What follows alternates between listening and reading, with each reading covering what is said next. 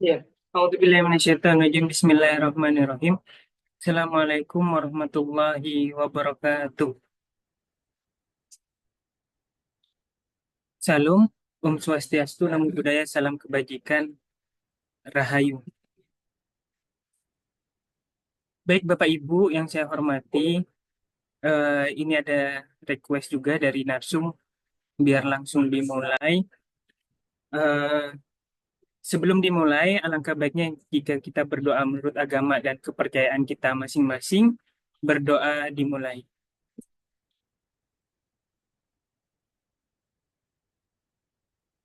Bukan, lebih dari 200 ya. Selesai Bapak Ibu. Pasti ada yang datang gitu. Iya. Selanjutnya, sebelum ke narsum, saya izin membacakan CV beliau terlebih dahulu. Saya akan percepat. Eh, Ibu Aurora Hanggarani Honda, email beliau di layar. Perempuan yang menekuni pendidikan di bidang filsafat, khususnya tentang feminisme dan lingkungan hidup, sedang mencoba kehidupan sustainable living. Pernah memiliki beberapa proyek non-profit, bekerja di beberapa bidang yang berbeda, dan menjadi ibu bagi seorang anak di saat yang bersamaan. Riwayat pendidikannya sarjana di Fakultas Filsafat Universitas Gajah Mada, Yogyakarta, tahun 2005 sampai 2009, Magister Humaniora, Sekolah Tinggi Filsafat Adriatara di Jakarta tahun 2009 sampai 2013. Juga kuliah lagi di di sarjananya di Departemen Filsafat Ilmu Budaya Universitas Indonesia di Depok kayak gitu di tahun 2009. Sekarang apa? Lagi menempuh doktoral di Fakultas Filsafat Universitas Gadjah Mada Yogyakarta tahun 2020 sampai sekarang. Bukunya pas dengan riset dan materi kali ini, yakni asal usul ekofeminisme, budaya patriarki dan sejarah feminisme alam. Penerbitnya Cantrik Pustaka, Yogyakarta. Sertifikasinya juga banyak di AIKI Jakarta, terus komisaris BPR dari Sertif Jakarta dan asesor bidang wirausaha. Jadi emang minat utamanya lebih kepada filsafat dan juga wirausaha. Pengalaman kerjanya banyak, founder main warna Kriya dan seterusnya. Terakhir, Akai Bakery dan menjadi asesor untuk LSP Lembaga Sertifikasi Profesi Wani di Surakarta. Kayak gitu Bapak Ibu. Kita tidak boleh sia-siakan eh, perjumpaan kita bersama beliau, Ibu Aurora. Kepada beliau waktu dan tempat saya persilahkan Ibu. Ya, terima kasih Kak. Selamat pagi Bapak Ibu sekalian. Hari ini senang Kak saya bertemu dengan Bapak Ibu sekalian.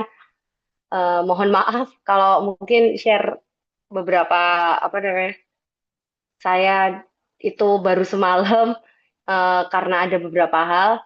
Nah, mungkin kita bisa mulai aja Kak, Kak. Siap, Halo siap, Kak siap, Novel. siap, siap. Ya, mungkin kita bisa mulai saja dengan apa yang ingin kita sampaikan hari ini. Bapak Ibu di sini saya lebih banyak ingin diskusi ya dengan Bapak Ibu sekalian.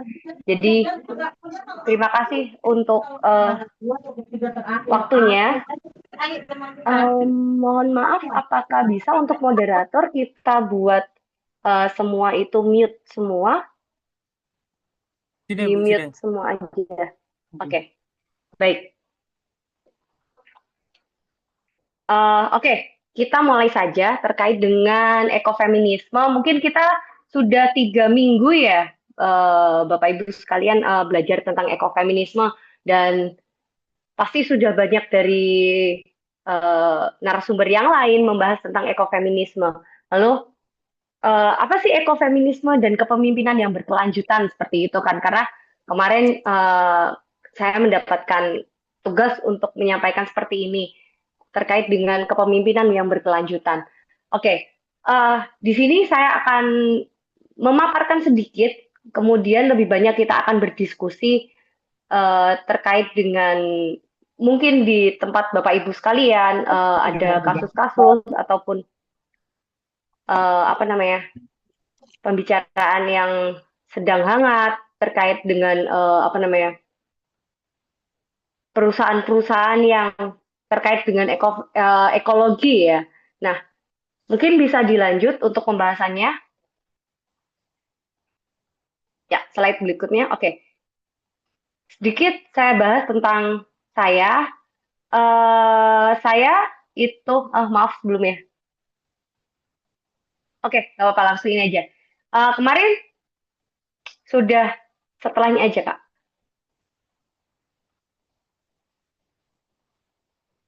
Iya, Kak. Ya.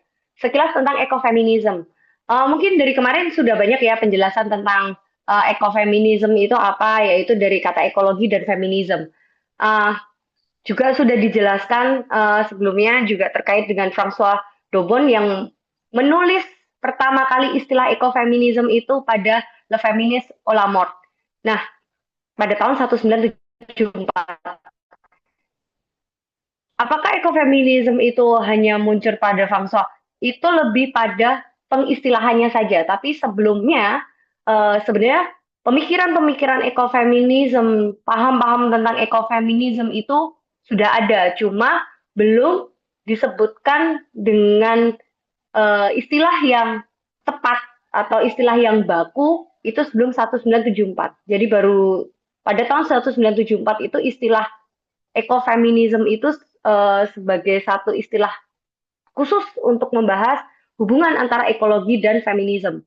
Nah, ekofeminisme sendiri itu melihat ada tautan antara penindasan alam dan penindasan perempuan. Contohnya kata hutan perawan ataupun kupu-kupu malam. Bagaimana ketika suatu istilah itu diasosiasikan antara hutan yang masih eh, belum dijamah oleh manusia itu sebagai layaknya perempuan yang masih perawan, belum dijamah oleh laki-laki seperti itu.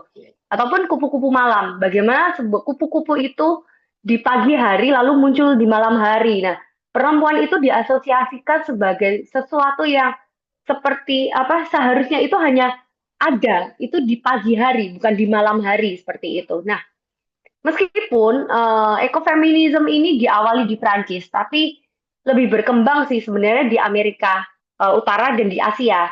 Nah, memang pada awalnya itu banyak ya di India, tapi mulai geser di tahun-tahun berikutnya itu di Indonesia mulai banyak bermunculan ekofeminisme. Sebenarnya kalau boleh kita bilang, ekofeminisme itu sendiri juga sudah banyak sudah dipahami oleh masyarakat-masyarakat adat kita atau bahkan yang apa namanya lebih lebih spesifik lagi dipahami juga oleh kelompok-kelompok tertentu gitu.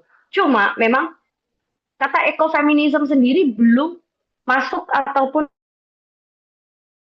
belum mengakar. Jadi masih masih ya masih berkelindan dengan permasalahan-permasalahan ekologi pada umumnya atau berkelindan dengan urusan-urusan adat ya. Karena kalau di Indonesia itu masalah ekofeminisme ataupun ekologi sendiri itu belum spesifik terkait dengan perempuan pembahasan-pembahasannya. Maksudnya ya baru mungkin medio 2020 pasca pandemi itu gerakan ekofeminisme di Indonesia itu mulai merujuk bahwa yang dimasuk adalah ekofeminisme. Kalau yang sebelum-sebelumnya itu masih ya masih ada kaitannya dengan budaya, ada kaitannya dengan ekologi sendiri, tapi istilah feminismenya sendiri belum masuk dalam kegiatan sehari-hari seperti itu. Oke. Lalu ekofeminisme ini sebenarnya tidak hanya sebatas membahas hubungan antara perempuan dan lingkungan, tapi juga sudah masuk dalam gerakan politik. Contohnya seperti di India maupun di Amerika Serikat.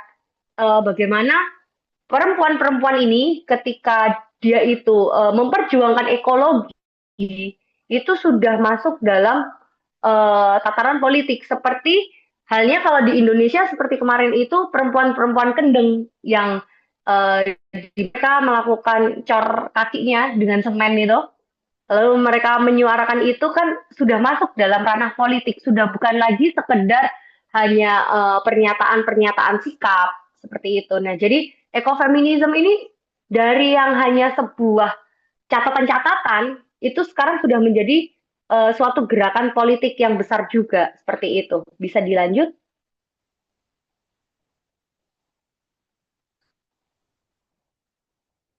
Ya. Lalu uh, tadi kan kita bicara tentang ekofeminisme dan kaitannya dengan kepemimpinan yang berkelanjutan gitu kan. Kepemimpinan lingkungan yang berkelanjutan apa yang biasa disebut dengan sustainable leadership. Jadi suatu bisnis itu tidak akan pernah lari jauh-jauh dari sebuah profit, laba.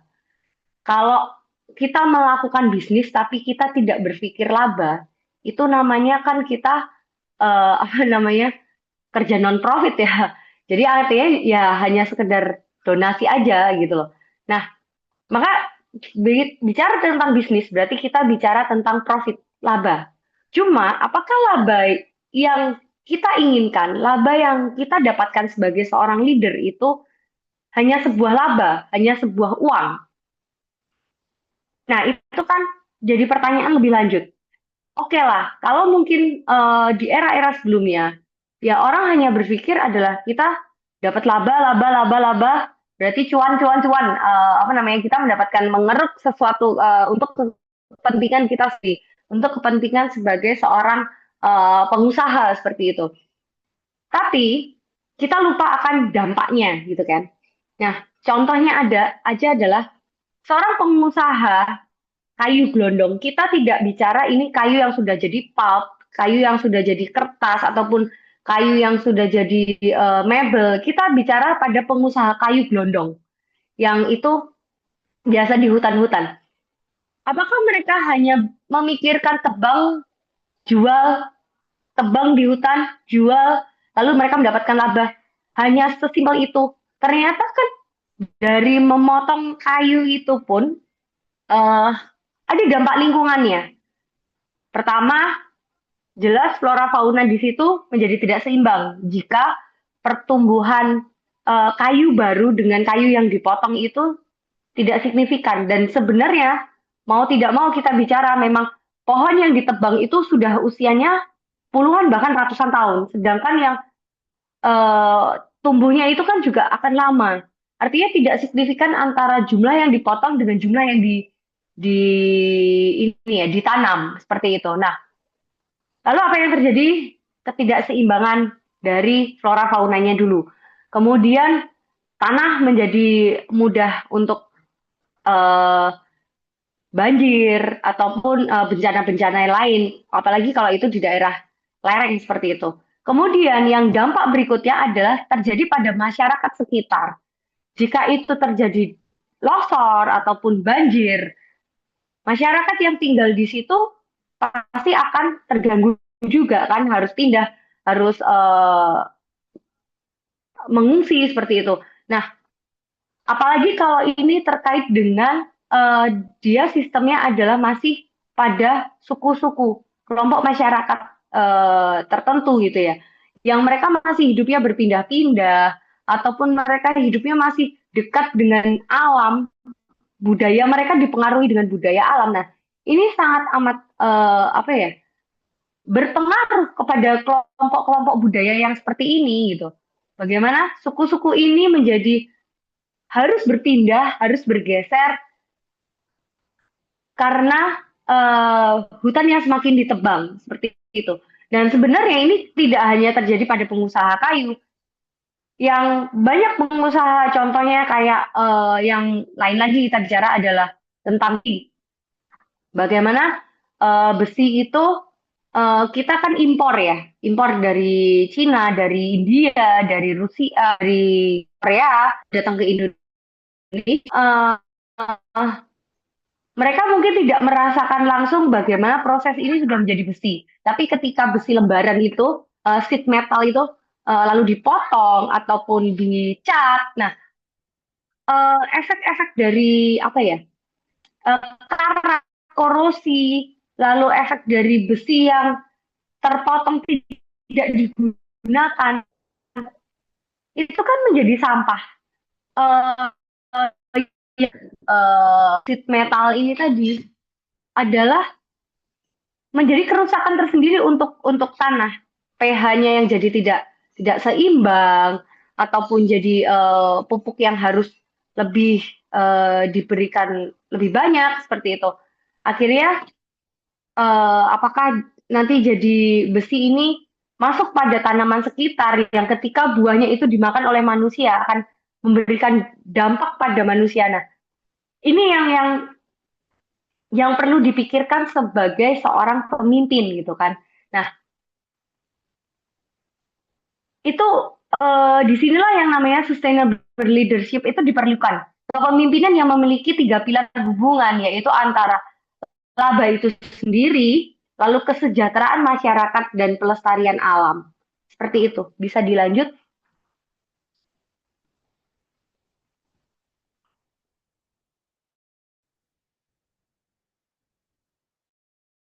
Oke, ada sustainable leadership itu sendiri. Oke, perlu saya jelaskan tentang pernyataan saya. Perempuan itu adalah pihak awal yang menyebabkan peradaban dimulai.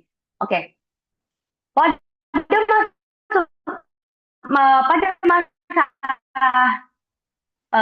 berburu itu biasanya adalah orang yang pergi untuk berburu, keluar dari tribe ya, keluar dari untuk melakukan pemburuan hewan-hewan. Nah, lalu bagaimana dengan perempuan saat itu? Waktu itu perempuan juga awal-awal juga berburu, tapi ketika suatu kelompok ini menjadi semakin besar dengan jumlah anak yang banyak ataupun anak yang masih kecil, perempuan itu berpikir untuk bagaimana bila kita menetap saja di satu satu tempat gitu kan ya. Artinya laki-laki dibiarkan untuk berburu, kemudian perempuan itu tetap tinggal bersama anak-anaknya untuk menjaga anak-anaknya dari serangan waktu itu masih hewan buas. Uh, Mereka harus membuat perlindungan.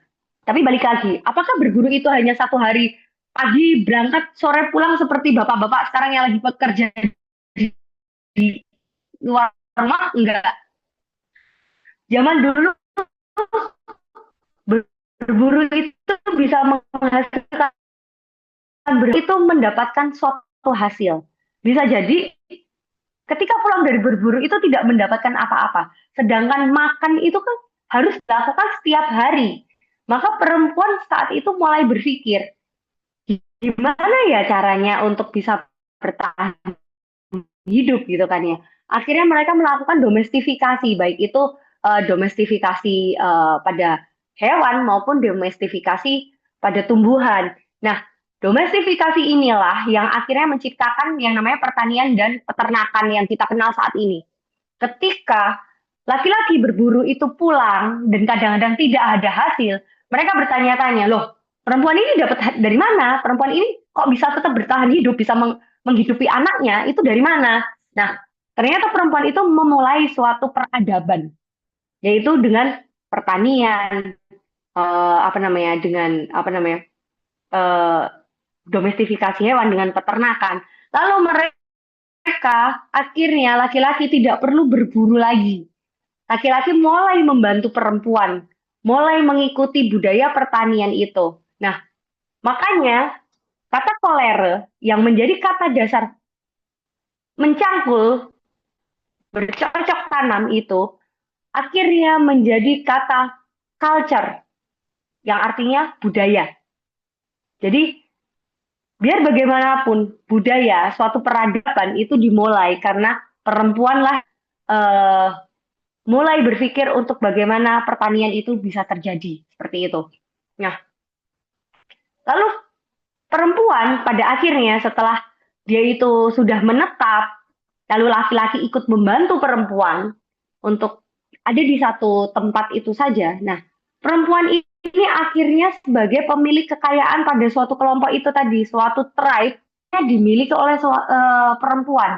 Disinilah yang namanya matriarki itu bekerja, sistem matriarki itu bekerja. Bagaimana perempuan itu menjadi dusun, menjadi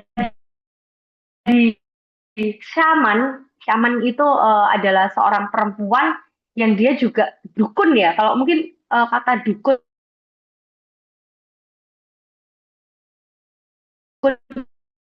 itu mereka itu menjadi penghubung antara, disitulah ketika perempuan itu juga menjadi syaman, menjadi pemegang kekuasaan pada kepala suku, lalu mereka juga sebagai pengelola harta suku tersebut. Jadi mereka itu ya apa namanya mengelola lahan itu diturunkan dari perempuan ke perempuan.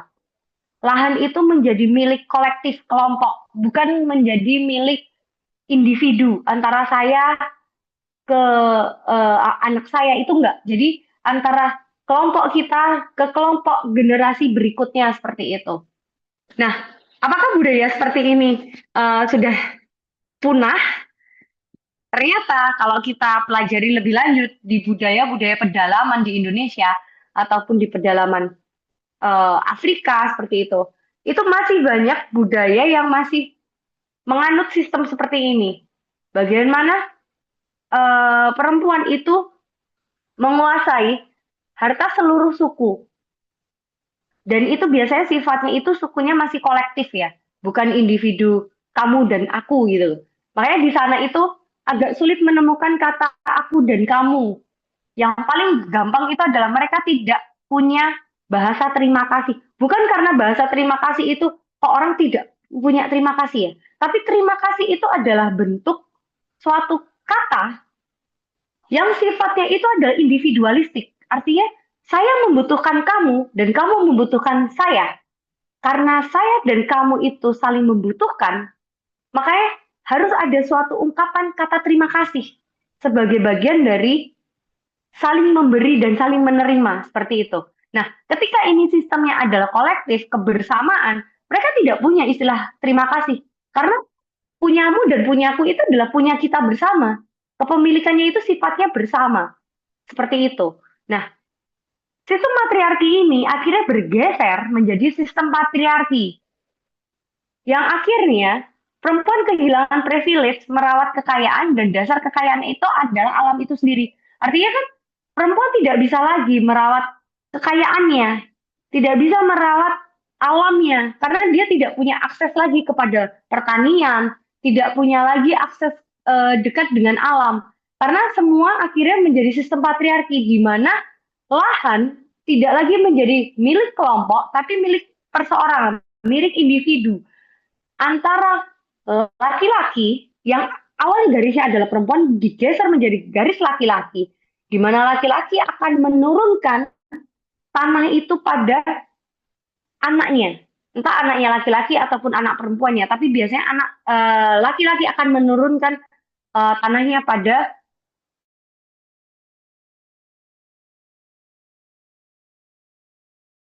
anaknya laki-laki, dan anaknya laki-laki lah yang akan merawat orang tuanya.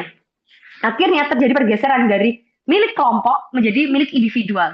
Nah, ketika sistem patriarki ini tadi di mana kepemilikan individual ini lalu masuk juga dengan kapitalisme, maka hubungan antara manusia dan alam ini akhirnya menjadi renggang gitu. Muncullah akhirnya jadi dominasi dalam dunia gitu loh. Adanya dualisme antara penguasa dan yang dikuasai, antara manusia menguasai alam, antara laki-laki menguasai perempuan. Nah, relasinya menjadi relasi kekuasaan seperti itu. Nah, di sini ekofeminisme masuk gitu kan. Ekofeminisme masuk sebagai suatu pandangan yang membuka bahwa relasi kuasa yang dualisme ini tadi itu tidak seharusnya terjadi. Bukan berarti ekofeminisme itu meminta untuk kembali pada sistem matriarki. Bukan. Bukan seperti itu. Tapi memperbaiki relasi kekuasaan ini menjadi sesuatu relasi yang bisa dikatakan adalah hubungan yang seimbang. Saya tidak mau menggunakan kata setara, karena kalau kata setara itu artinya kita harus memiliki suatu tempat yang ada yang lebih tinggi sebelumnya. Padahal di dalam hal ini yang kita ingin sebutkan adalah manusia hidup berdampingan dengan alam. perempuan dan laki-laki hidup berdampingan eh, tanpa ada relasi kekuasaan di dalamnya. Bisa dilanjut? Halo Kak, moderator. Oke. Nah, ini tadi sudah saya jelaskan. Apakah dengan demikian kita perlu kembali pada sistem matriarki agar aram terjaga? Tentu bukan. Karena eh, perhatian utama dalam membangun budaya leadership saat ini itu ya bukan di matriarki dan patriarki itu sendiri, mana yang harus kita ikuti. Tidak. Ya sudah patriarki biarkan dengan patriarkinya, matriarki dengan matriarkinya. Bahwa mereka punya sistem masing-masing. Tapi bagaimana ketika manusia as individual sebagai paham dia sebagai manusia, perempuan dan laki-laki, itu harus bersama-sama, duduk bersama dengan alam. Bahwa tidak ada yang saling menguasai di sini. Nah, disinilah peran sebagai pemimpin gitu kan ya. Bahwa bagaimana dia itu bisa mengerahkan kemampuan dia sebagai leader, memimpin, entah itu perusahaan, entah itu di dalam lingkungannya masing-masing, dalam masyarakatnya, itu adalah mencapai suatu laba dengan jangkauan masa depan. Mencapai suatu profit tujuan, itu kan ya. Itu dengan jangkauan masa depan. Artinya, pemimpin itu diharapkan memiliki langkah menuju profit yang memiliki daya lingkungan, memiliki dampak lingkungan dan masyarakat seperti itu. Jadi contohnya adalah ini sekedar contoh ya. Jadi seorang pemimpin yang ketika dia memimpin perusahaan kayak contohnya tadi adalah perusahaan kayu, dia menjual log kayu. Bagaimana dia itu tidak memunculkan jiwa serakahnya gitu kan ya. Oke, kita membutuhkan kayu itu untuk profit. Kalau kita nggak nebang terus ya kita akan dapat profit kapan gitu. Tapi bagaimana apakah bisa profit ini kita gunakan untuk melakukan rehabilitasi lingkungan gitu kan ya? Ataukah dengan profit ini kita memberikan solusi kepada masyarakat adat setempat, ataupun kita bisa membuat resolusi bersama sebelum kita itu melakukan penebangan hutan seperti itu. Nah, dengan demikian sistem seorang pemimpin itu harus memikirkan langkah ke depan sebelum melakukan suatu tindakan untuk perusahaannya ataupun tindakan sebagai kelompoknya. Itu dia sudah harus memikirkan bagaimana dampak yang akan terjadi pada masyarakat dan pada lingkungan. Dan apakah semua pengusaha ataupun pemimpin itu melakukan pemikiran seperti itu? Saya rasa belum semuanya.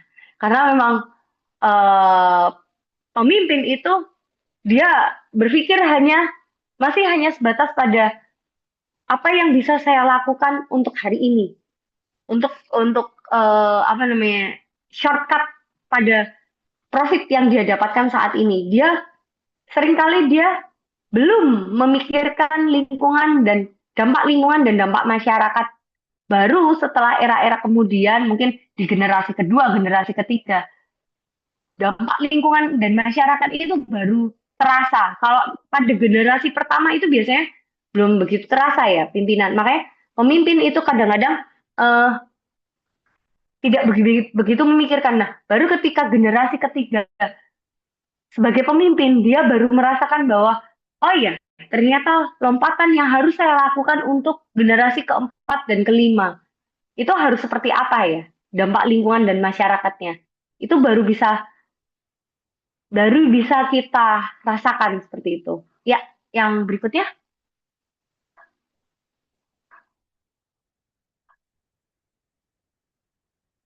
pada akhirnya menurut saya, ekofeminisme itu, uh, maaf sebentar, ya, ternyata wifi saya uh, tidak terhubung dengan baik. Baik, apakah ya sudah terhubung? Aman kok, aman.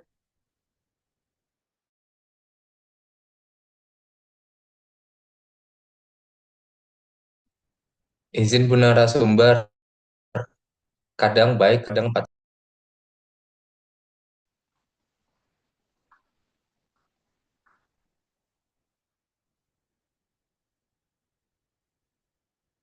Halo? aman Bu, aman. Oke ya? Oke. Oke. Ya, saya lanjutkan ya, maaf. Ekofeminisme itu akhirnya menurut saya itu menjadi panduan, guidance bagi para pemimpin untuk mengambil langkah strategi. Ekofeminisme itu eh, tidak menjadi suatu apa ya ini nanti bisa ekofeminisme itu hanya sebagai panduan untuk mengikuti pola dari si pemimpin ini, si leader ini dalam mengambil keputusan seperti itu. Nah, pada akhirnya manusia dan alam itu harus bersinergi. Tidak ada yang lebih unggul membangun budaya saling saling menghargai, saling menghormati antara manusia dan alam sehingga tercipta hubungan yang harmonis. Nah, ini yang suatu pesan yang disampaikan oleh para ekofeminis spiritual ya. Bagaimana mereka itu ingin menciptakan, ingin memberikan bukan menciptakan ataupun memberikan solusi, tapi memberikan suatu pencerahan gitu ya, bahwa memberikan guidance itu tadi, bahwa suatu hubungan itu bukanlah bersifat yang seperti saya tadi bilang, mendominasi ataupun sifat setara, tapi ini adalah sifat saling, sifat yang sama-sama berdampingan, sifat yang kita itu hidup di bumi yang sama, berpijak pada bumi yang sama, maka kita hidup secara selaras seperti itu. Itu saja dari saya. Mungkin kita bisa lanjutkan dengan diskusi. Terima kasih atas pemaparan saya. Singkat aja soalnya. Seperti itu. Baik, Saya kembalikan pada moderator. Ya. baik. Terima kasih Ibu. Luar biasa. Kemarin terakhir kita ketahui bahwa mengalami kebuntuan ya, dan sekarang dibongkar semua. Bagaimana siapa yang membuat tentang patriarki dan bagaimana memulainya, udah dibongkar semua akhirnya ya. Luar biasa sekali. Bapak Ibu silahkan, ini sesi yang sangat kita tunggu-tunggu adalah sesi diskusi. Yang mau bertanya, saya persilahkan sekali Bapak Ibu.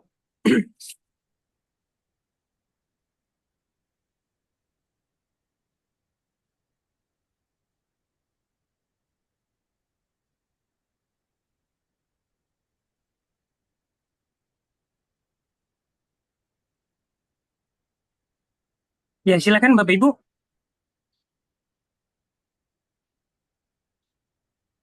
Ya Pak Paulus Raga, silakan Pak.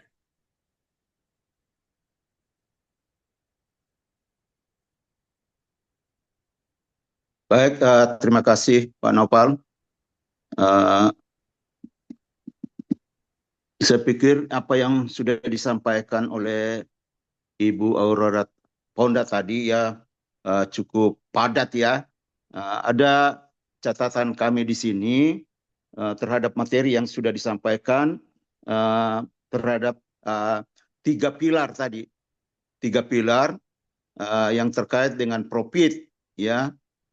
Kemudian pelestarian lingkungan, dan yang satunya apa nih, ya 3 pilar tadi.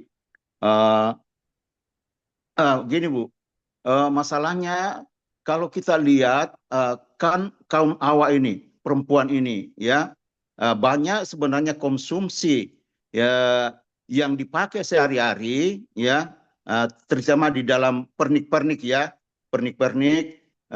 Tapi itu lebih banyak sebagai leader di situ adalah kaum pria, kaum laki-laki. Sebenarnya di dalam lingkungannya itu wanita ini bisa berperan sehingga bisa menghasilkan profit tadi yang Ibu katakan, menghasilkan profit. Contohnya misalkan di sekitar alam itu banyak manik-manik yang bisa diusahakan sebagai leader di sini adalah wanita, tapi kadangkala pria yang banyak mendominasi di sini. Pria melihat dari luar apa kebutuhan wanita itu, yang sebenarnya itu cukup memberikan profit bagi si perempuan itu sendiri.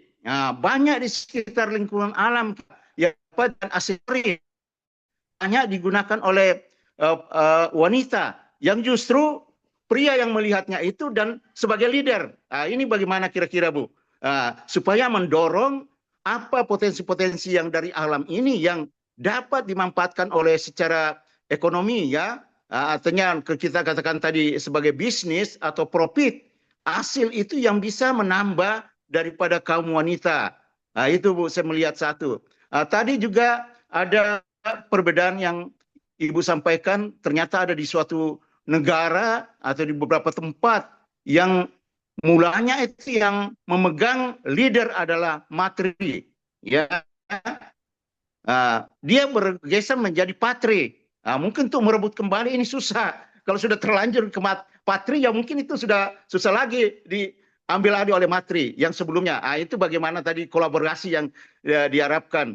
Memang kalau kita lihat ini kondisi kita di Indonesia ini, karakteristik ekosistem itu sangat berbeda-beda. Sehingga peran daripada perempuan di sini juga berbeda-beda di dalam bisa meningkatkan dia punya ekonomi. Bagi penduduk-penduduk di daerah pantai, mungkin wanita itu banyak untuk menangkap ikan, ya, sebagai nelayan, membantu si prianya, ya, suaminya. Dan di sisi lain juga kalau misalkan penduduk itu di daerah hutan, ya itu banyak sebenarnya aksesoris-aksesoris yang bisa diambil dari situ yang notabene yang digunakan oleh wanita sendiri, lebih banyak digunakan oleh wanita yang itu dapat mendapatkan ekonomi. Tapi kadangkala saya melihat itu yang mengusahakan itu sebagai leader di dalam bisnis ini kebanyakan pria, Bu. Padahal itu kesempatan bagi wanita dan dia mungkin lebih cocok untuk mempromosikan. Karena itu adalah bagian daripada matri tadi. Bu, dari atau menggait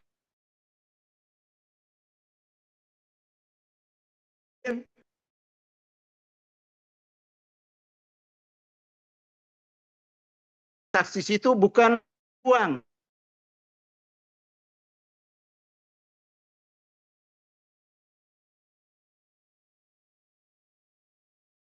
Tentunya. Ini bagaimana kira-kira kedudukan wanita di sini untuk menabung. Kalau terjadi barter begitu saja, dia tidak menghasilkan uang gitu.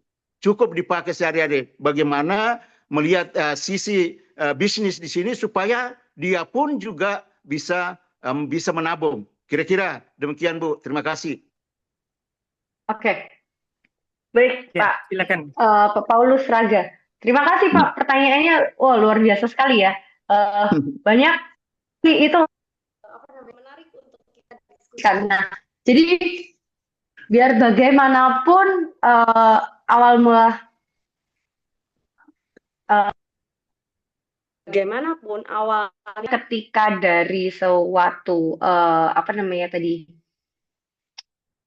awalnya itu adalah matrilineal lalu menjadi patriarki, jadi dari matriarki ke patriarki itu lalu bagaimana kemudian suatu patriarki sendiri mendominasi saat ini. Nah, ini yang menjadikan seringkali dalam praktek-praktek sistem patriarki sendiri perempuan itu dibuat untuk tidak bisa bekerja. Nah, sekarang saya mengharapkan nih sebenarnya baik laki-laki maupun perempuan itu untuk sama-sama sadar diri gitu kan untuk bekerja. Maksudnya dalam artian bekerja itu artinya menjadi leader itu sesuai porsinya masing-masing gitu. Seringkali itu yang terjadi ini terjadi di lapangan ya. Contoh paling nyata adalah ketika si laki-laki sudah mendorong untuk perempuan, ayo kamu mencoba untuk menghasilkan seumpamanya tadi dengan manik-manik, membuat manik-manik ataupun membuat apa gitu kan. Kamu jual, kamu mendapatkan profit seperti itu kan. Kamu bisa mengolah alam. Nggak usah jauh-jauh. Saya pernah punya program non-profit dan ini sedikit saya ceritakan. Jadi saya punya program non-profit yang sebenarnya itu bisa digunakan oleh ibu-ibu. Jadi satu kampung, itu kampungnya itu ada di bantaran sungai. Lalu kami edukasi untuk membuat tanaman dari barang-barang bekas. Contohnya kayak galon, dan itu saya terjadi di tahun 2014 atau 2015. Itu jauh sebelum peran-peran ekologi seperti ini muncul ya. Jadi waktu itu satu bantaran sungai, dekat dengan bantaran sungai, lalu penduduknya itu dempetan, dan mohon maaf nih, bahkan tidak semua rumah itu punya toilet. Jadi mereka WC-nya itu WC yang bersama. Jadi dalam satu RT itu punya ada WC bersama berapa gitu. Jadi saking rumahnya itu dempetnya dan saking kecilnya. Satu rumah itu bisa dihuni oleh 3-4 kakak. Jadi ini benar-benar daerah perkotaan pinggir sungai. Lalu kemudian kami mencoba untuk memberi edukasi mereka tentang membuat tanaman. Tanamannya itu dari barang-barang bekas. Dan tanamannya juga nggak yang susah-susah. Bawang merah, bawang putih, cabai, terong, kangkung. Itu kan artinya barang-barang yang biasa digunakan oleh sehari-hari perempuan. Nah, waktu itu kami mencoba untuk jangan satu rumah ini menanam yang sama dalam satu kampung gitu. Jadi harapan kami, mereka bisa minimal, mereka bisa barter. Antara satu tetangga itu bisa barter. Lalu kemudian jika ternyata mereka itu dalam satu kampung itu sudah mencukupi kebutuhannya, mereka bisa menjualnya lewat PKK atau kita gunakan apalah mereka bisa. Nah setelah itu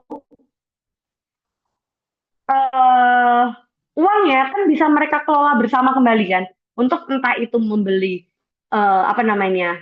membeli bibitnya lagi atau mereka melakukan pembibitan. Nah, bahkan ketika mereka melakukan pembibitan, sebenarnya mereka bisa juga menjual bibitnya itu kepada masyarakat luar seperti itu.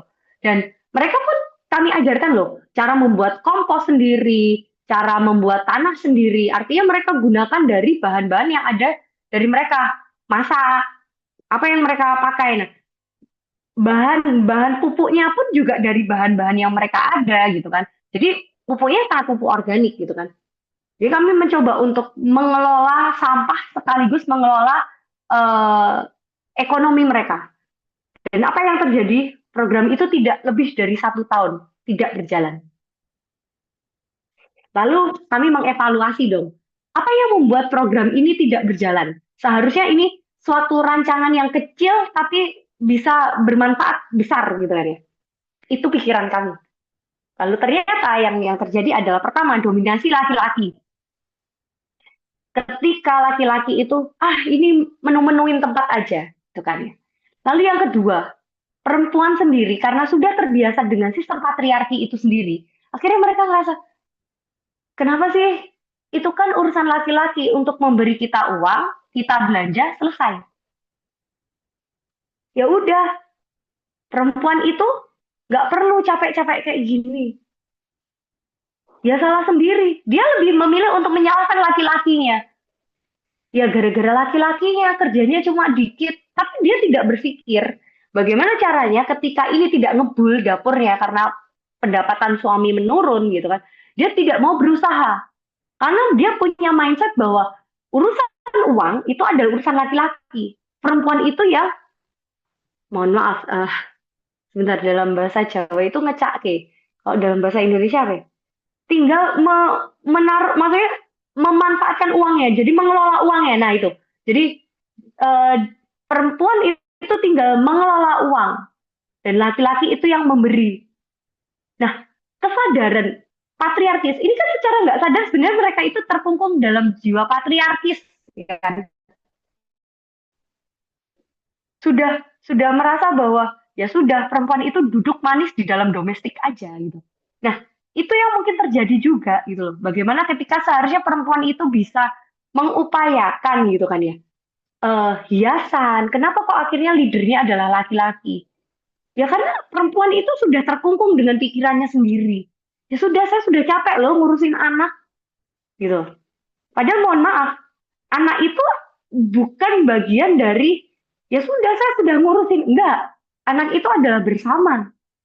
Tapi karena sudah terpikirkan bahwa anak dan rumah itu adalah tugas perempuan, laki-laki adalah tugas bekerja. Nah, mengubah mindset ini yang akhirnya menjadi susah. Menurut saya seperti itu. Jadi, kenapa kok perempuan itu tidak bekerja ya, tidak memiliki pikiran? Nah, coba dibongkar kembali, apakah laki-laki dan perempuan dalam membangun rumah tangganya itu ada keinginan membongkar seperti itu? Bahwa ada kehidupan yang setara di dalamnya. Oh, maaf, apakah ada hidup yang saling menghormati itu tadi, saling menghargai, bahwa kita punya peran yang sama dalam sosial masyarakat seperti itu. Itu sih Pak mungkin jawaban yang sedikit saya berikan ini. Apakah itu sudah cukup menjawab atau mungkin ada pertanyaan lagi, Ya, silakan Pak Paulus. Pak Paulus?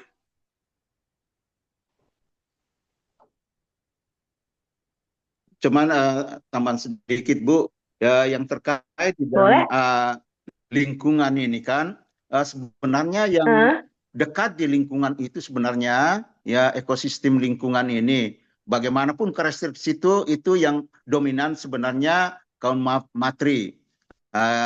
Kenapa kesempatan-kesempatan bisnis yang ada di sekitar lingkungan itu, yang tentunya notabene tanpa merusak lingkungan ya Bu ya, ini kenapa tidak didorong ini kaum matri supaya dia berperan sebagai leader situ. Jadi tidak saja dalam konteks tadi yang apa Ibu katakan tadi itu bahwa ya sudah kita di rumah saja ya, bahkan juga ada istilah dulu itu wanita itu tidak usah sekolah-sekolah tinggi katanya ya, cukup karena bagaimanapun juga akhirnya urusannya dapur. Mungkin yang demikian yang terbawa ini bagaimana merubah mindset daripada kaum matri ini supaya bagaimana dia menjadi leader di dalam pengelolaan lingkungan yang notabene ada sumber-sumber ekonomi yang dapat dimanfaatkan di situ. Bu, itu saja saya. Terima kasih Bu. Oke, ya. Nah, kalau menurut saya Pak, itu dimulai dari keluarga dulu sih Pak. Jadi ketika dalam keluarga itu sudah mulai muncul bibit-bibit bahwa menciptakan rumah tangga itu menciptakan budaya yang saling itu tadi, bahwa punya peran yang saling, laki-laki juga ikut ambil bagian dalam pengasuhan anak, laki-laki ikut ambil bagian dalam pengurusan rumah tangga, termasuk di dalamnya itu bercocok tanam semuanya kayak gitu.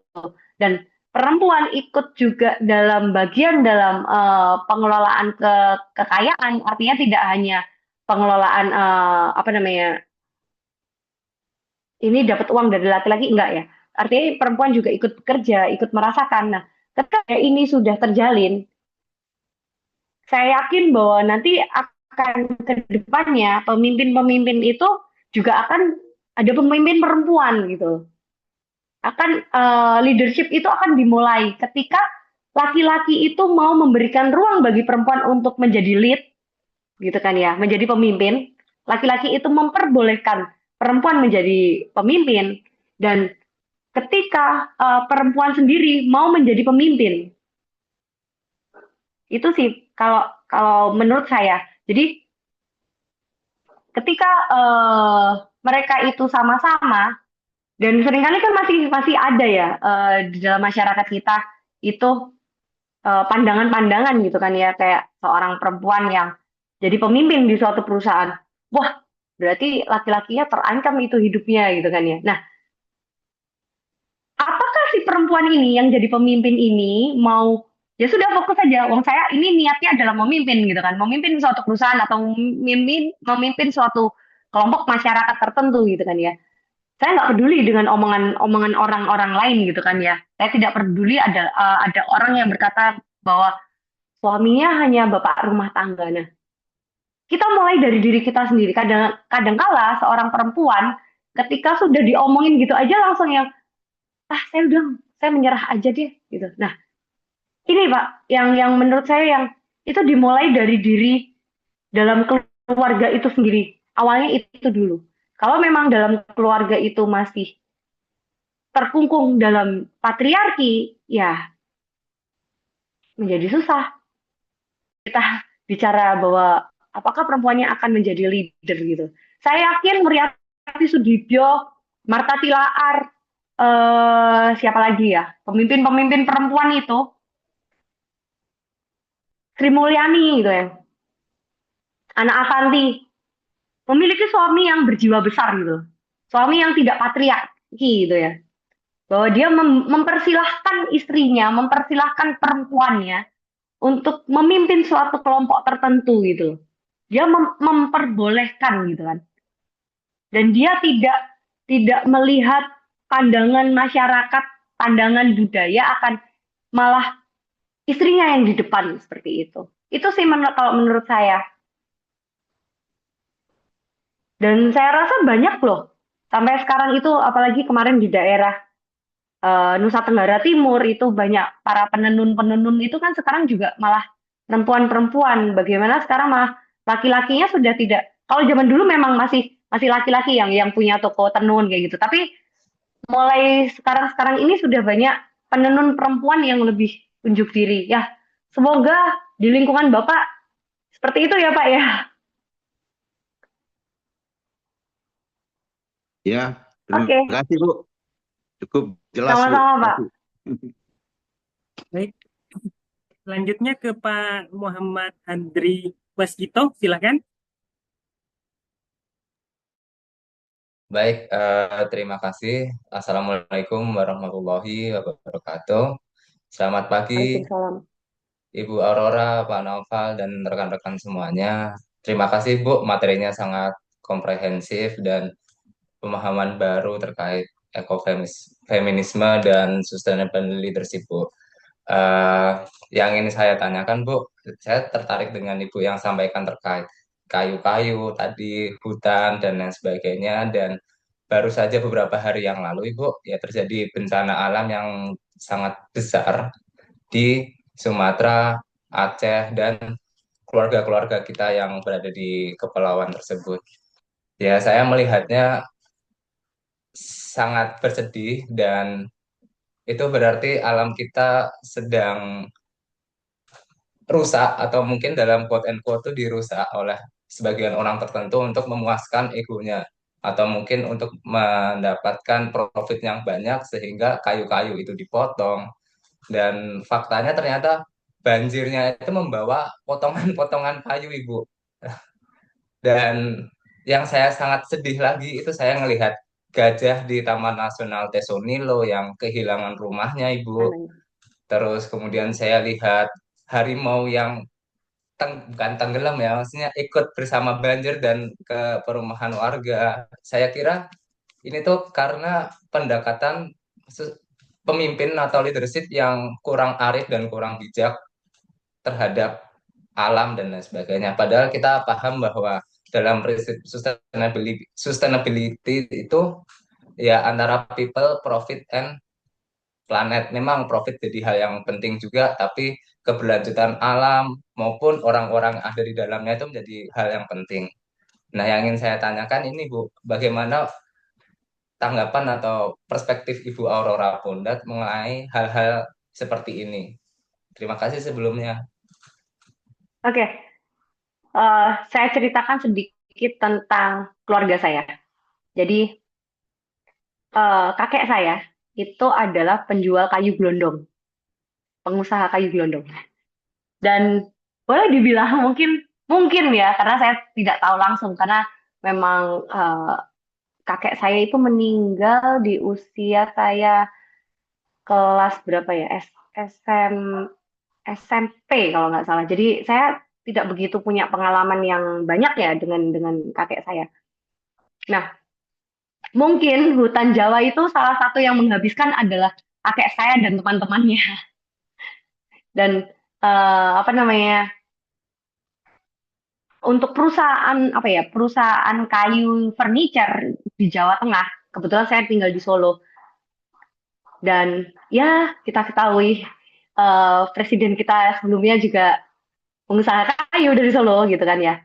Nah, di Jawa Tengah sendiri kan kayu itu kan banyak ya tersebar kayak di Jepara, lalu di daerah saya, terus. Nah, itu kan juga berasal dari hutan-hutan di sekitar Jawa.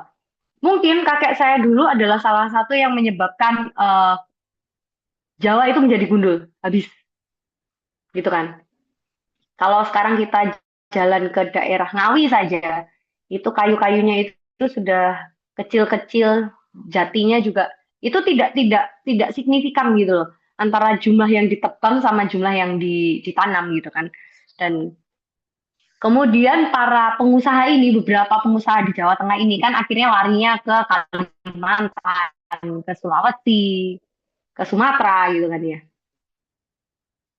Ya untungnya bapak saya stop gitu, sudah nggak lagi main kayu, jadi hanya berhenti di kakek saya. Nah, makanya salah satu bagian dari penebusan dosa saya sih. Ini suatu penebusan dosa yang menurut saya ya ini kesadaran saya pribadi bahwa ya bahwa ketika terjadi hujan, terjadi apa namanya seperti saat ini yang saya rasakan kadang-kadang kan saya mau pergi kemana tiba-tiba hujan yang sangat parah gitu kan ya. Bahkan rumah saya sendiri itu karena drainase kota yang nggak baik gitu kan ya. Rumah saya itu kalau hujan yang cukup lebat sekitar 1 jam aja, rumah saya yang bagian belakang itu pasti tergenang. Dan saya tidak pernah memprotes karena saya selalu berkata bahwa anggaplah ini saya sebagai bentuk penebusan dosa saya pada alam karena dulu kakek saya eh, menebang hutan gitu kan ya. Nah, jadi akhirnya yang saya rasakan saya mempelajari ekofeminisme, saya belajar tentang ekologi, itu saya merasakan betul gitu loh. Setelah generasi pertama biasanya tidak begitu merasakan, tapi setelah generasi kedua, ke generasi ketiga itu sangat terasa dampaknya gitu. Bahkan kalau yang sekarang tuh lebih parah lagi. Dia yang menebang, dia juga yang merasakan gitu kan. Tanpa dia memikirkan bagaimana ekologi sekitarnya. Kalau saya suka dengan, aduh saya lupa, salah satu penulis itu berkata kayak gini, hewan-hewan kita kandangkan, hewan-hewan buas kita masukkan ke kandang, ke kebun binatang, itu semata-mata hanya demi kepentingan kita manusia. Betapa egoisnya kita dengan alasan ataupun dalil konservasi, kita menempatkan hewan-hewan ini ke kebun binatang. Yang sebenarnya itu adalah bagian dari kita sebagai manusia, tidak ingin diganggu oleh mereka. Bukan karena kita itu ingin melestarikan, tapi kita takut berhadapan dengan mereka di alam.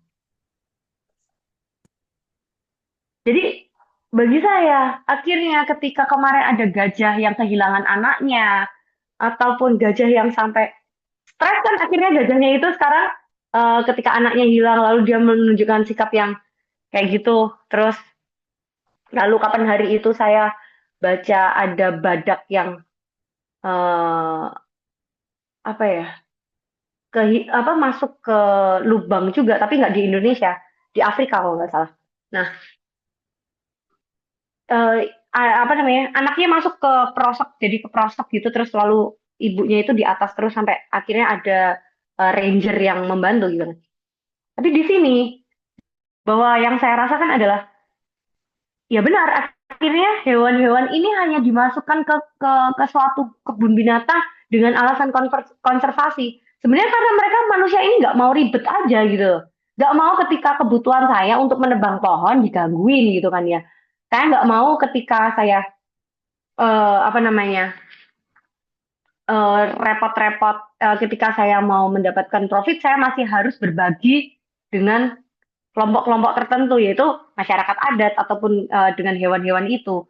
Lalu ketika kemudian hewan-hewan itu menjadi korban, itu menjadi keprihatinan kan.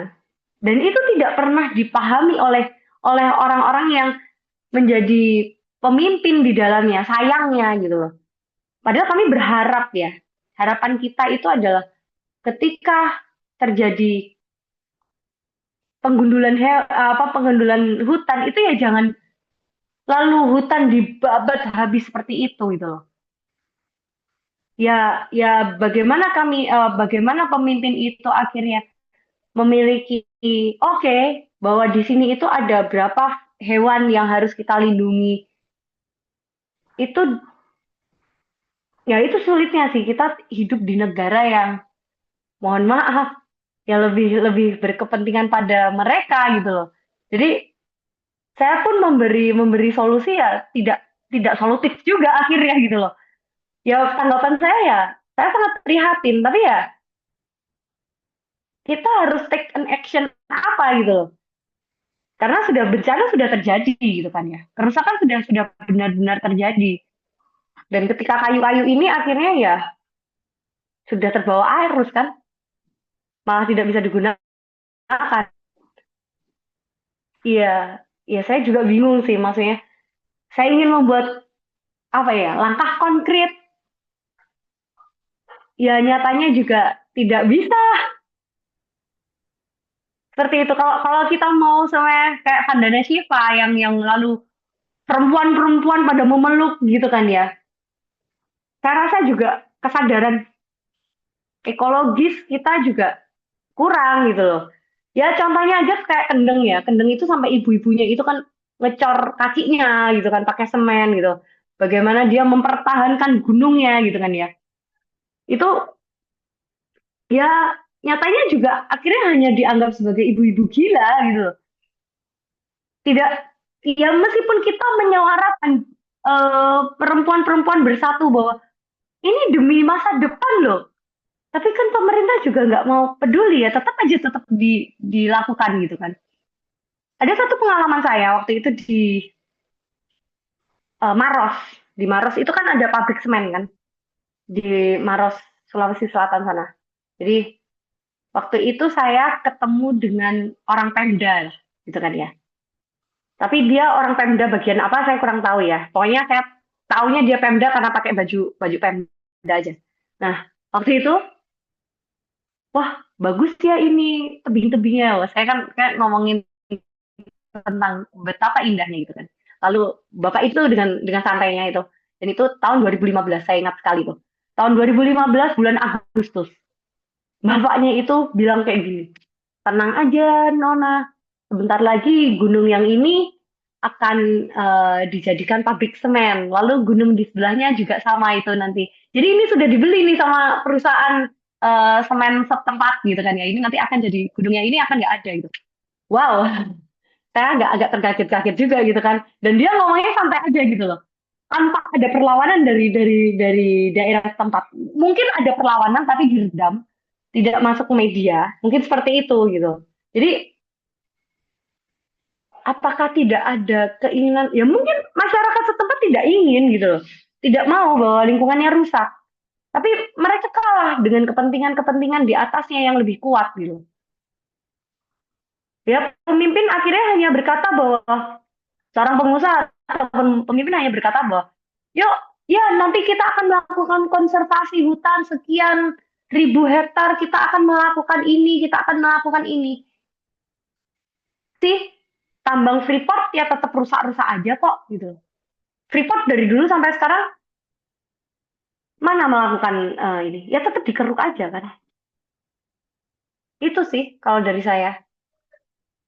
Ya, baik. Terima kasih Bu untuk wawasannya dan tanggapannya. Saya sedikit nambahin ya memang betul kita sebagai individu, saya juga bingung mau melakukan apa dan lain sebagainya. Tapi mungkin jawaban konkret saya sih, ya sebenarnya intinya tuh kita memilih pemimpin yang paham mengenai ini dan tentang sustainable leadership itu tadi ya Bu ya, sehingga kepentingan-kepentingan seperti itu tuh bisa terminimalisir dan lain sebagainya. Berarti memang ya sebenarnya pilihan presiden 5 tahun sekali itu menurut saya sih ya itu penting juga untuk kita ikut sadar dan lain sebagainya bahwa memilih pimpinan yang baik dan punya akal dan waras itu menjadi penting. Terima kasih Bu Aurora. Cukup dari saya, sekian Pak Naufal. Oke, mungkin saya nambahin ya Kak Adri terkait dengan ya bahwa pimpinan 5 tahun sekali, pilihan gubernur, pilihan presiden, gubernur, wali kota ataupun bupati gitu ya. Kalau kita bicara di sini ya, itu memang penting tentang apa namanya pemahaman tentang ekologi. Ya sebenarnya dalam debat presiden, wakil presiden ya, debat wakil presiden kemarin kan juga diangkat kan ya tentang ekologi kan ya. Terus mohon maaf nih ya, Bapak yang sekarang sudah menjabat itu gitu kan ya. Nyatanya kan juga jawabannya waktu itu juga blunder kan Pak gitu tentang ekologi. Dan ketika kita meminta untuk oke, langkah konkretnya setelah sekarang Anda didukung oleh 58 pendukung Anda gitu kan. Mana langkah konkret ekologinya kan juga kita belum terasa sampai sekarang. Nah, jadi ya agak susah juga. Jadi ketika itu hanya jargon-jargon, menang, dan ini tidak hanya pada pemilihan presiden loh ya, kita bilang bahwa pemilihan daerah apapun gitu kan. Sama aja, mereka hanya memberikan jargon-jargon, kata-kata positif, indah gitu kan. Tapi nyatanya juga ketika sudah menjadi, nggak ada. Gimana dong? Jadi ya sulit juga. Mau kita ngomong apa? Pemilihan ini, pemilihan itu. Aduh, jadi saya juga agak bingung juga untuk memberikan tanggapan seperti itu sih. Terima kasih. Oke, baik. Selanjutnya Mbak Daniel Sitorus. Pak Daniel Sitorus.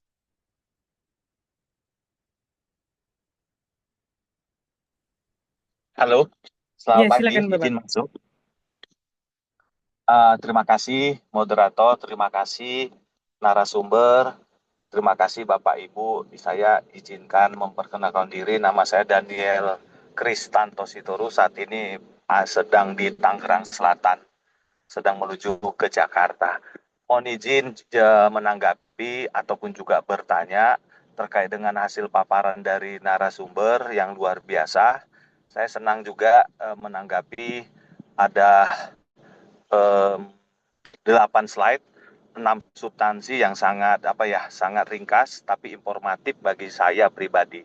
Yang saya coba berkomentar sekaligus bertanya kepada Ibu narasumber untuk mewujudkan dari seperti judul yang disampaikan adanya terkait dengan ekofeminisme itu dan juga ada kepemimpinan keberlanjutannya itu, bagaimana kita melihatnya supaya ini bisa dapat diimplementasikan dalam skala kecil atau jangka pendek, skala menengah ataupun rencana jangka menengah, mungkin juga bagaimana ini bisa diterapkan jangka panjangnya. Kemudian indikator-indikator apa yang bisa kita pribadi ataupun kita tinggal di lingkungan kita untuk melaksanakan. Dan juga yang kedua, bagaimana kita seorang yang pemerhati di bidang hal yang kita tertarik untuk bisa melihat membedakan antara berbicara sejarah dengan membandingkan berbicara dengan konteks secara filsafat.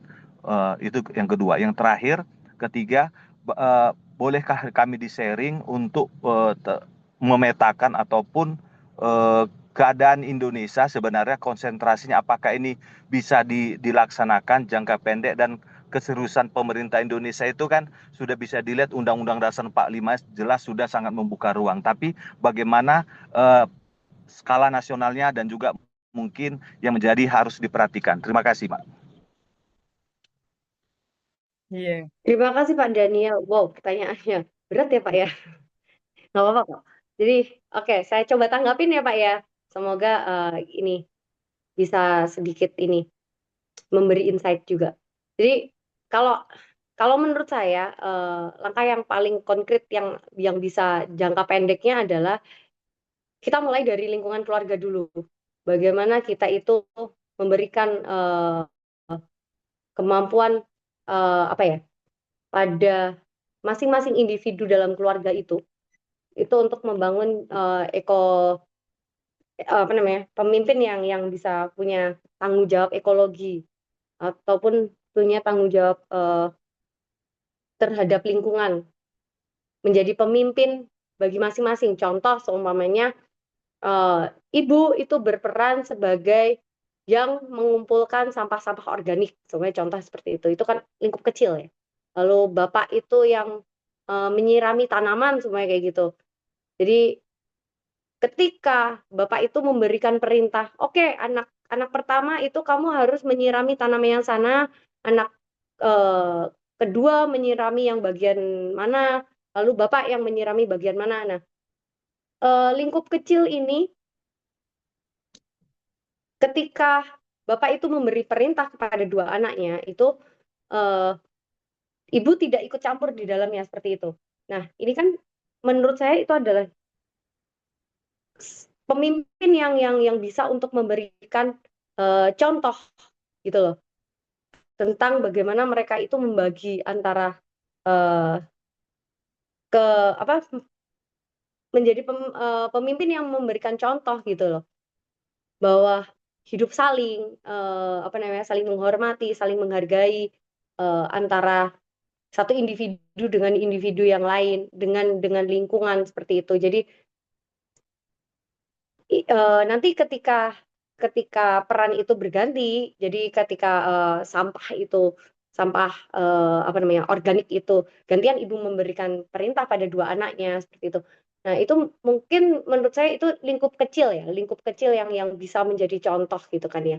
Lalu selanjutnya adalah bagaimana ketika kemudian perempuan perempuan ataupun laki-laki itu bersama dalam masyarakat.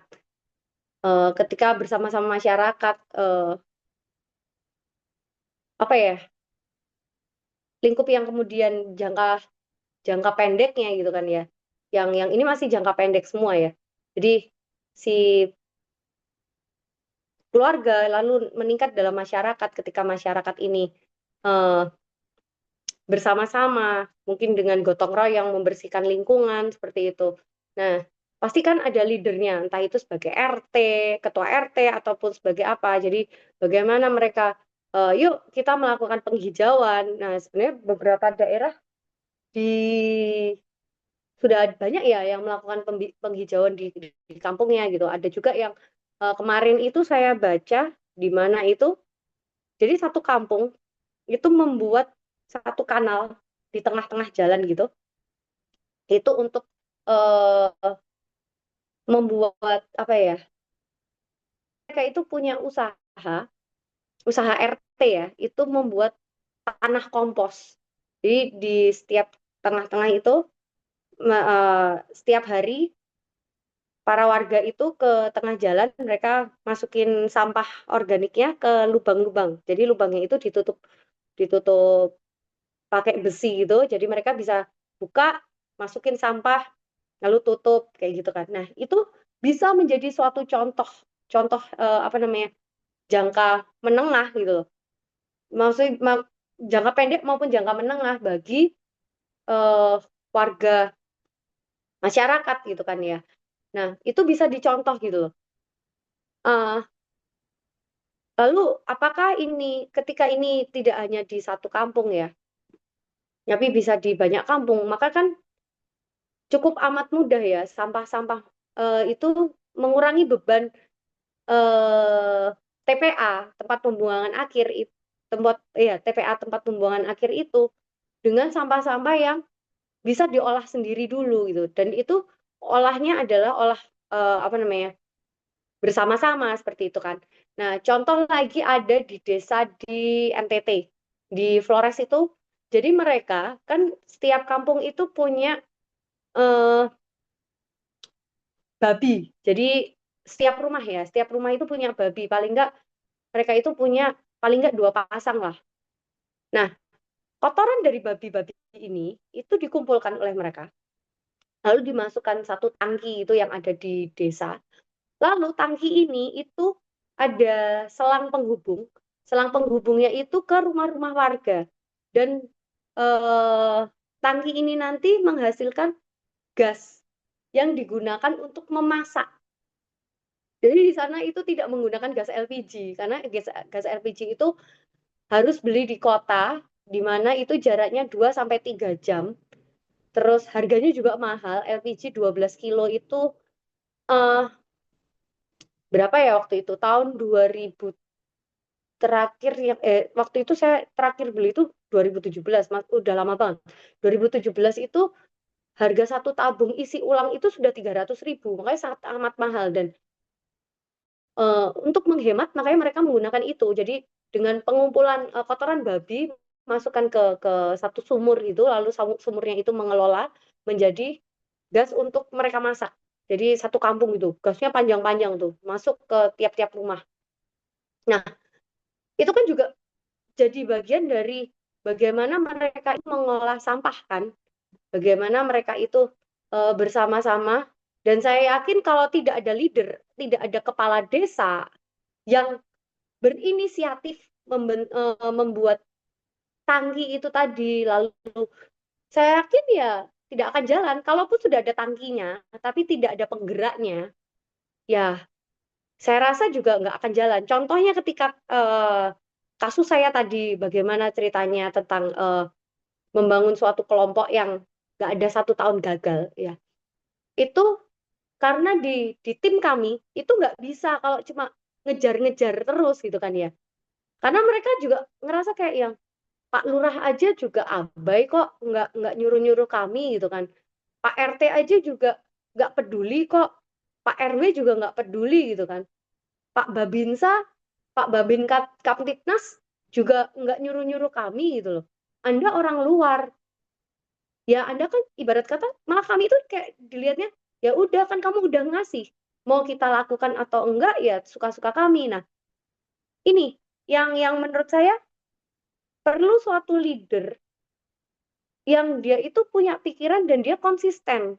Karena di Indonesia ini, kalau tidak ada yang konsisten, ada program sebagus apapun, jalan, ya jalan gitu aja. Tapi butuh konsistensi dari orang yang bisa melakukan seperti itu. Nah, yang perlu diperlukan adalah mereka mau membuat program dan mau membuat konsisten. Nah, jangka jangka menurut saya jangka menengahnya ya itu tadi, ketika sudah ada program, jangka pendeknya kan kita membuat program itu tadi. Lalu menengahnya adalah konsistensi. Nah, jangka panjangnya ini ataupun langkah besarnya adalah bagaimana negara itu melihat ini sebagai suatu kontinuitas yang bisa diterapkan tidak hanya di satu tempat gitu. Seperti itu. Andai loh, ini andai kata. Semua tidak harus satu negara lah ya. Kita bicara satu kota aja, di mana seperti tadi ada satu kampung yang selalu membuang sampahnya di situ, lalu mengambil apa namanya komposnya, lalu komposnya bisa digunakan untuk mereka tanam atau mereka untuk kompos itu kan banyak ya fungsinya.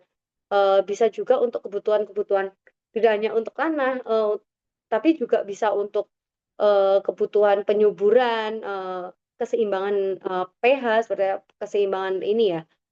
Nah, itu sebenarnya ya bermanfaat sekali. Kalau itu bisa bisa jadi untuk satu kota, berapa beban TPA yang akhirnya bisa berkurang dari satu apa namanya langkah seperti itu. Nah, sekarang tinggal leadernya itu mau nggak untuk mengembangkan itu. Jangan sampai hanya satu kampung ini berhasil, lalu kampung lainnya juga nggak mau. Kan menjadi percuma. Seperti itu. Apakah tadi pertanyaan Pak siapa ya? Pak Daniel gimana Pak Daniel? Ya, Pak Denny. Ya, apakah ada yang belum terjawab? Cukup, Ibu. Terima kasih. Terima kasih, moderator. Iya. Iya. Terakhir mungkin Bu Indira sama Bu Rintis. Mungkin satu Bu dipersingkat pertanyaannya. Silakan Bu. Biar seimbang cowok ceweknya. Bu Indira?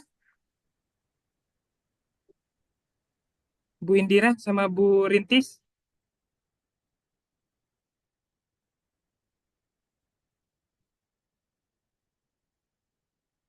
Bu Indira? Silakan Bu. Bu Rintis?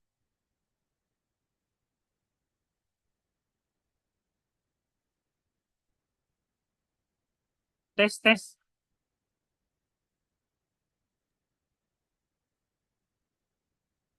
Bu Indira, ada?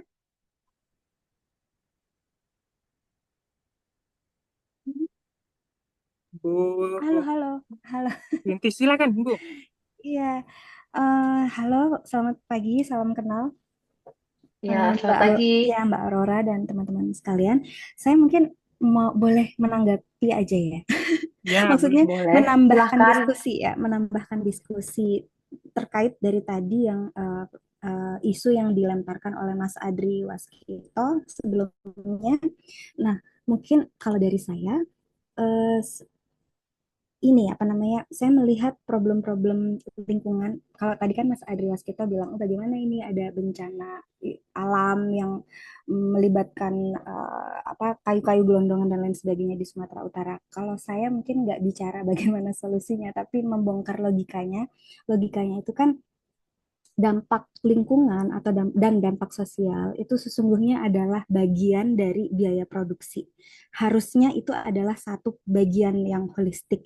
Tapi kemudian di dalam logika orang-orang berbisnis sekarang itu kemudian dipisahkan oleh para pelaku usaha ini di industri-industri ekstraktif. Jadi biaya rehabilitasi lingkungan anggap Excel itu bukan termasuk dalam produksi, itu dilepaskan begitu saja. Padahal itu harusnya jadi satu. Terus kemudian waktu yang dibutuhkan oleh alam untuk beristirahat, alihkan diri, itu hitung. Biaya sosial itu juga tidak dihitung. Jadi ada banyak komponen-komponen biaya yang kemudian tidak dihitung di dalam pada saat mereka mau melakukan. Ada problem ini kan persoalan oligarki. Jadi pengusaha-pengusaha ini tidak berdiri sendiri gitu. Dia juga didukung oleh pemerintah-pemerintah, entah itu pemerintah daerah, entah itu soal perizinan dan lain sebagainya. Mereka adalah bagian dari oligarki. Nah, bagaimana lantas kalau oligarki ini sudah merajalela, sudah networknya sudah banyak gitu. Nah, kita perlu ada upaya-upaya membangun kapasitas politik di masyarakat. Ya, ya oke lah kita boleh menyalahkan para presiden atau siapa, tapi kita juga perlu ikut menyumbang apa berupaya membangun kapasitas politik masyarakat supaya mereka itu juga terbuka matanya bahwa ini tuh adalah problem politik, yaitu karena masyarakat juga menutup mata bahwa ini adalah problem politik. Mereka juga seharusnya masyarakat ini ikut terlibat di dalam mengatur sumber daya alam di daerahnya. Tapi kan selama ini tidak kenyataannya gitu. Nah, uh, ini adalah problem politik yang perlu melibatkan kesadaran masyarakat yang luas.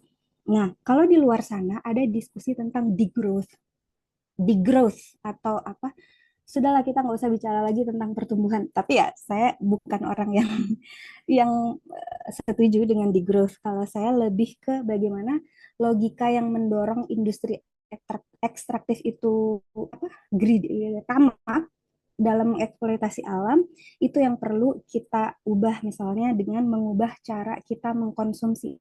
Cara masyarakat mengkonsumsi itu terlalu lebay gitu, terlalu mewah gitu. Sebetulnya kita nggak perlu cara hidup yang semewah itu, misalnya mobil apa-apa segala macam, mobil listrik, come on, kita semua harusnya mengarahkan diskusi ini ke transportasi publik gitu, memperbaiki transportasi publik, tapi alih-alih kita justru mengamini produksi mobil listrik, sehingga apa yang terjadi, para oligarki ini menggali, mengeksploitasi alam dengan nikel dan lain sebagainya. Terus poin terakhir, iya sih, saya nggak tahu ini apakah sudah cukup populer, bahwa kontrol atas laba itu seharusnya melibatkan komunitas setempat, tapi kan itu hal yang sangat jangka panjang ya, bagaimana laba itu digunakan, bagaimana kontrol demokratik atas keputusan untuk mengelola alam. Jadi perspektif kan selama ini manusia melihat alam itu untuk dieksploitasi. Itu yang perlu diubah secara mendasar, bahwa alam itu bukan untuk dieksploitasi. Itu sih. Terima kasih. Baik, Bapak Ibu. Selanjutnya izin Bu Aurora untuk closing statement, Bu Aurora, sebelum doa dan dokumentasi, Bu. Baik, saya setuju dengan Kak Rianti tadi bahwa bagaimana kita sebenarnya sebagai makhluk berpolitik gitu kan, kita bisa menyuarakan apa yang kita rasakan sekarang, apalagi terlebih saat ini ya, di mana Sumatera itu mengalami bencana yang begitu dahsyat seperti itu. Bahwa peran pengusaha dan pemerintah itu saling saling berdampak gitu ya. Kenapa? Ya, saya setuju bahwa bagaimana ketika si pengusaha tidak pernah menghitung biaya kerusakan lingkungan, biaya biaya biaya dampak masyarakat itu sebagai biaya gitu kan. Karena mereka juga melihatnya bahwa itu sudah include ketika saya eh, apa ya? Ketika saya mendapatkan izin dari pemerintah, kan kan tetap apalagi hutan ya. Hutan itu kan ada izin dari perhutani kan. Nah, itu kan sudah menjadi tugas dari pemerintah. Saya kan sudah beli bersih dong gitu kan. Nah, itu yang akhirnya sebenarnya tidak sampai gitu.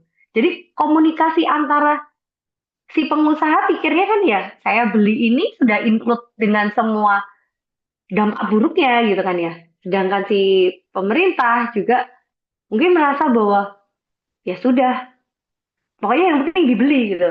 Nah, ini yang perlu kita pahami bersama.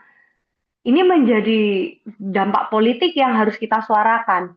Nah, sekarang bagaimana akhirnya kita memberikan edukasi kepada, kalau menurut saya kita nggak perlu bicara untuk yang sampai demo kemarin itu kayak yang demo bakar-bakar tuh nggak perlu sih. Kalau menurut saya ya kita cukup mengedukasi diri kita ataupun lingkungan sekitar kita bahwa memilih pemimpin itu ketika besok 5 tahun lagi kita melakukan pilihan itu, apakah pimpinan kita ini ke depan kelak itu bisa memikirkan dampak yang ekologis yang lebih baik, dampak antara manusia yang lebih baik gitu kan ya. Apakah dia bisa bisa memiliki pemahaman? Nggak apa-apa sih. Apakah suara kita itu meskipun one man one vote gitu ya. Ketika saya memilih meskipun pada akhirnya pilihan itu kalah gitu kan ya di pemilihan, tapi setidaknya kita sudah memberikan perlawanan bahwa eh, apa yang kita perjuangkan, kita yakini itu dia adalah pemimpin yang bisa memberikan dampak pada kehidupan kita, kehidupan alam yang lebih baik seperti itu. Ya, itu sih salah satu bagian dari closing statement saya bahwa bagaimana kita itu pada akhirnya kita menjadi leader bagi diri kita maupun leader bagi lingkungan kita. Bagaimana kita itu bisa membangun suatu sikap saling saling menghargai baik pada sesama manusia maupun sesama lingkungan. Bagaimana kita mengambil roh dari ekofeminisme itu sendiri bahwa budaya yang saling menghargai, saling menghormati ini bisa menjadikan kita itu uh, mensyukuri apa yang sudah kita miliki gitu loh. Bahwa kita hidup di dunia yang sama, kita tinggal di dunia yang sama, ya kita tidak saling mengungguli lah. Seperti itu. Itu aja closing saya statement. Terima kasih. Terima kasih untuk pertemuan kita selama 1 jam ini. Terima kasih untuk pertanyaan-pertanyaannya. Saya mohon maaf kalau ada banyak salah kata dan mungkin banyak hal-hal yang kurang untuk diskusi kali ini. Itu aja, Kak Nova, sebagai moderator. Siap, siap, Ibu. Itu sebagai penutup apa? Baiklah kita tutup dengan berdoa dulu menurut agama dan kepercayaan kita dan juga kita mendoakan narasumber kita untuk recovery dan juga untuk apa kesehatan kita semua. Berdoa menurut agama dan kepercayaan kita masing-masing. Berdoa dimulai.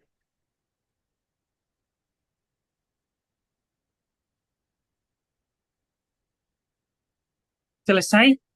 Izin Bapak Ibu satu kali dokumentasi untuk press release kami. Bisa on cam semuanya Bapak Ibu?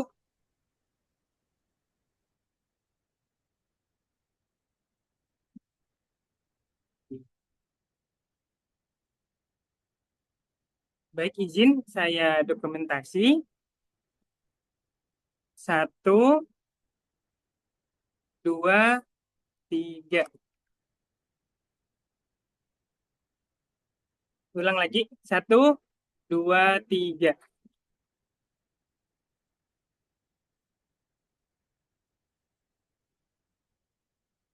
Oke, Oke, terima kasih. Assalamualaikum warahmatullahi wabarakatuh. Selamat pagi Bapak Ibu. Waalaikumsalam warahmatullahi wabarakatuh. Waalaikumsalam. Izin pamit. Waalaikumsalam. Bapak Ya, Ibu, terima Iman. kasih Terima semua. kasih Bu narasumber Ibu Aurora, keren sekali. Terima kasih. Sama-sama.